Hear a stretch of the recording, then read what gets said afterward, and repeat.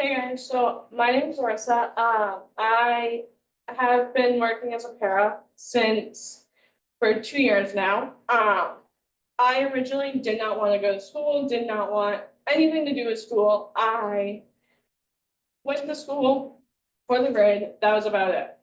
I had one good friend, and that was about all I had. And because I went into school, my junior high school at this new school, my junior year.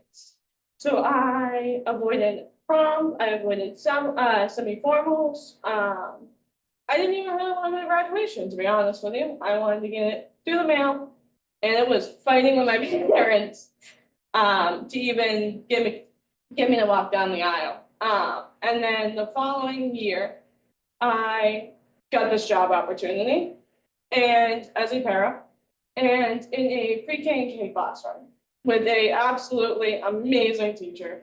She ended up passing away this year to cancer, which is very devastating. But she made the most major impact in my entire life. And when I was working with her, I didn't have any interest in becoming a teacher. It was just going to be a para. It was what it was. And as I was working with her more and more, I've watched her and I worked with her and interacted with her. I fell in love with teaching.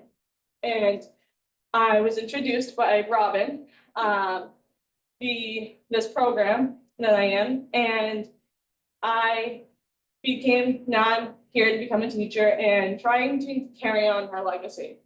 I won't be her, but that is perfectly fine. I just want to try and have some impact like she did on those kids.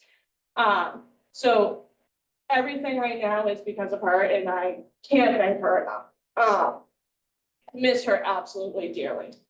And so this kind of TED Talk is more in honor of her.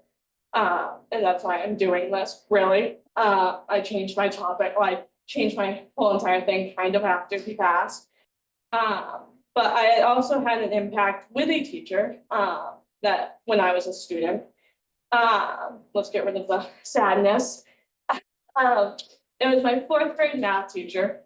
He looked like Abraham Lincoln. And that's all I could think of when I saw him. And every single day, he did wear a top hat, by the way. So it really did look like Abraham Lincoln. I wasn't just making this up. And so I would kind of struggled in school because I couldn't focus and I didn't have any care really, to be honest with you. Everything was easy, so I didn't try. But for some reason, this math class was super hard for me. And I couldn't understand a single thing. I'd fail on my tests, fail my homework assignments, and I just couldn't understand it. I didn't even care to be in that classroom. And he ended up pulling me aside one day and he goes, Larissa, what's going on? I said, I don't know. I can't understand it. I don't know. And he goes, well, what's a topic that you like? Like, what's something you love to do? And I said, racing. And at the time, I've started racing when I was 8 years old. So I've driven race cars for my whole entire life. That was my whole entire world, especially as a fourth grader.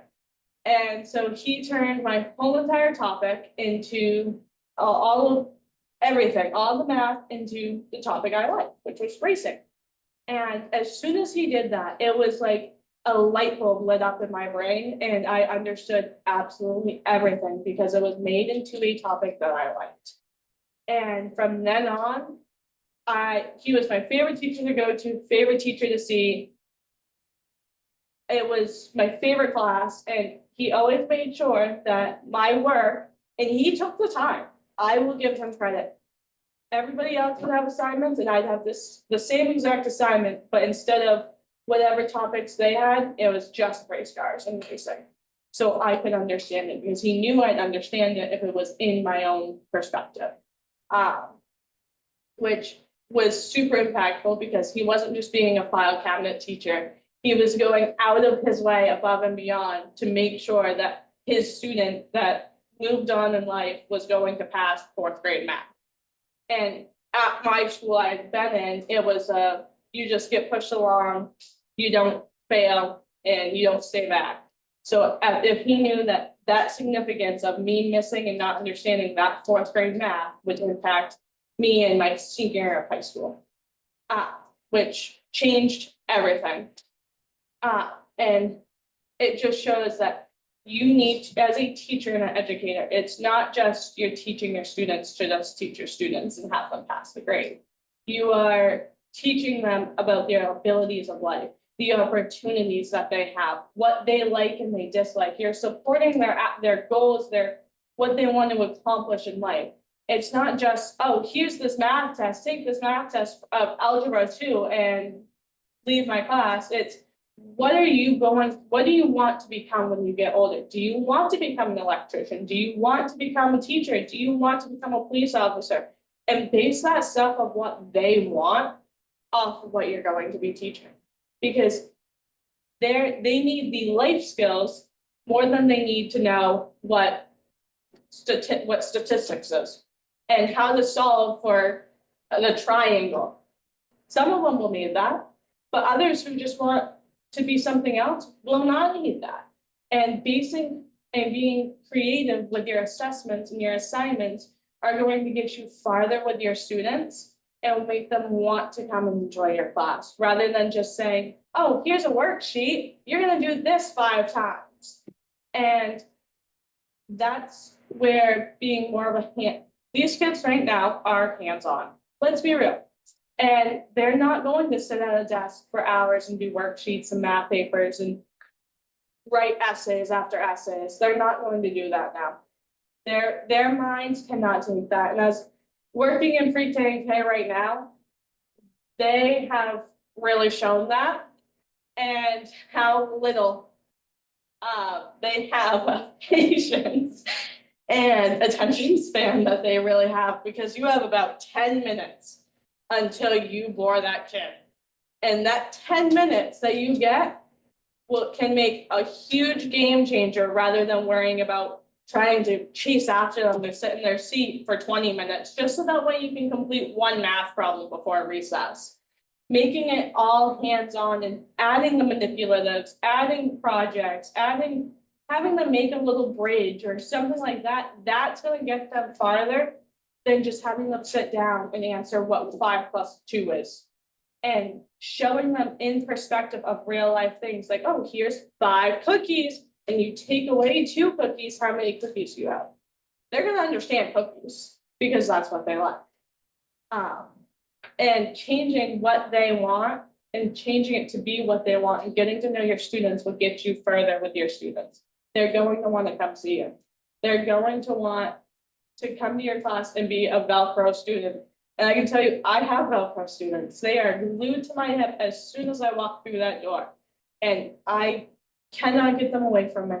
It's Miss Larissa, where you go? Like, I'm going to the bathroom, but can I come with you? No, you cannot come with me. I will see you as soon as I get back. It'll be 2 minutes. And I get in the door and they are sitting right at the door waiting for me to get back, because they are just that attached. And a lot of people don't like, oh, you shouldn't be giving those kids a bunch of hugs. Why? They're 4 and 5. They can get all the loves and hugs that they want, because that's what they need. If they want to sit on my lap, here, I'll make room for you to sit on my lap, because if that's what's going to make you focus, go ahead. If you want to fidget, grab a fidget. Let's have a spinny chair. You want to go for a walk? It's nice outside, or it can be pouring rain, whatever. We have a change of clothes. Like, it's doing and adapting for what is best for them.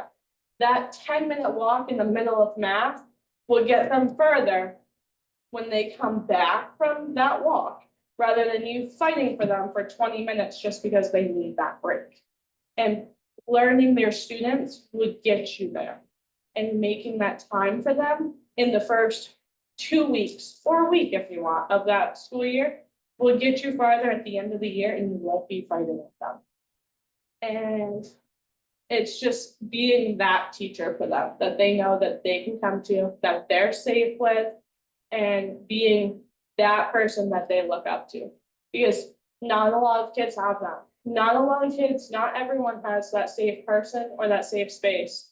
And it will make you feel more accomplished and love the job than anything. And that's why I love this job.